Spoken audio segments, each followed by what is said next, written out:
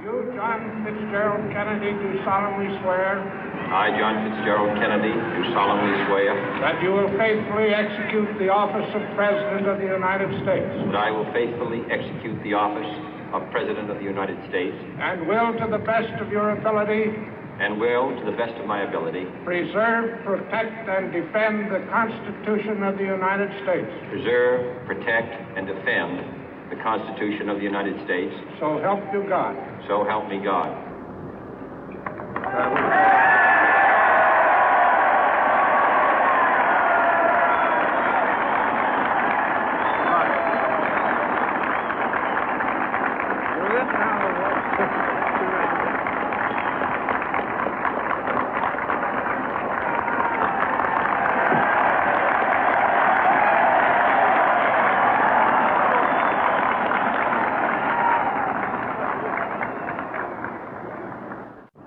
Vice President Johnson, Mr. Speaker, Mr. Chief Justice, President Eisenhower, Vice President Nixon, President Truman, Reverend clergy, fellow citizens. We observe today not a victory of party, but a celebration of freedom, symbolizing an end as well as a beginning, signifying renewal as well as change. For I have sworn before you and Almighty God the same solemn oath our forebears prescribed nearly a century and 3/4 ago. The world is very different now, for man holds in his mortal hands the power to abolish all forms of human poverty and all forms of human life. And yet the same revolutionary beliefs for which our forebears fought are still at issue around the globe. The belief that the rights of man come not from the generosity of the state, but from the hand of God. We dare not forget today that we are the heirs of that first revolution. Let the word go forth from this time and place to friend and foe alike that the torch has been passed to a new generation of Americans born in this century, tempered by war, disciplined by a hard and bitter peace, proud of our ancient heritage, and unwilling to witness or permit the slow undoing of those human rights to which this nation has always been committed and to which we are committed today at home and around the world.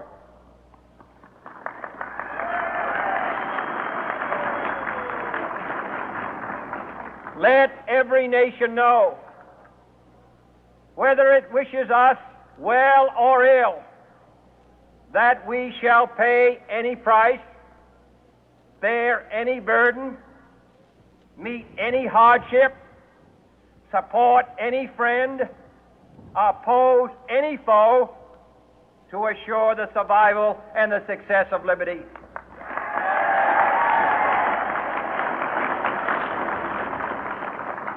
This much we pledge and more. To those old allies whose cultural and spiritual origins we share, we pledge the loyalty of faithful friends. United, there is little we cannot do in a host of cooperative ventures.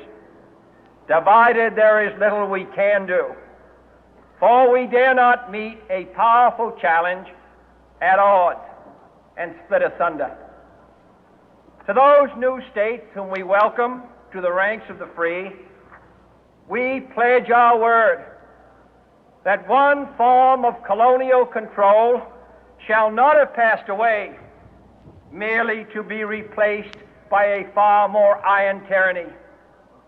We shall not always expect to find them supporting our view, but we shall always hope to find them strongly supporting their own freedom, and to remember that in the past, those who foolishly sought power by riding the back of the tiger ended up inside.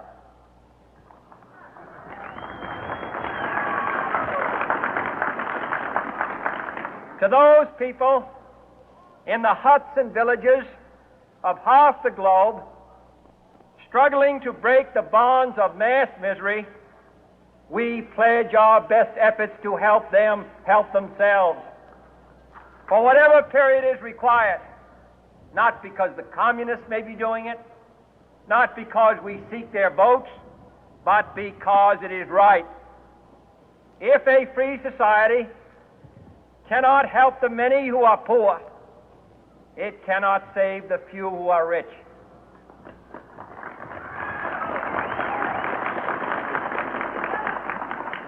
To our sister republics south of our border, we offer a special pledge to convert our good words into good deeds, in a new alliance for progress, to assist free men and free governments in casting off the chains of poverty.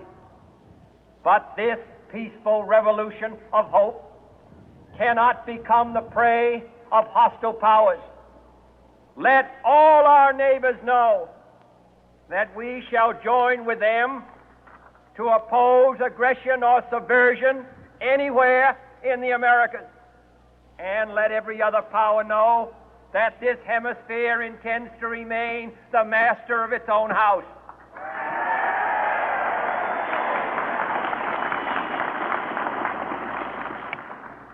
To that World Assembly of Sovereign States, the United Nations, our last best hope, in an age where the instruments of war have far outpaced the instruments of peace, we renew our pledge of support to prevent it from becoming merely a forum for invective, to strengthen its shield of the new and the weak, and to enlarge the area in which its writ may run. Finally, to those nations who would make themselves our adversary, we offer not a pledge, but a request that both sides begin anew the quest for peace. Before the dark powers of destruction, unleashed by science, engulf all humanity in planned or accidental self-destruction, we dare not tempt them with weakness, for only when our arms are sufficient beyond doubt can we be certain beyond doubt that they will never be employed. But neither can two great and powerful groups of nations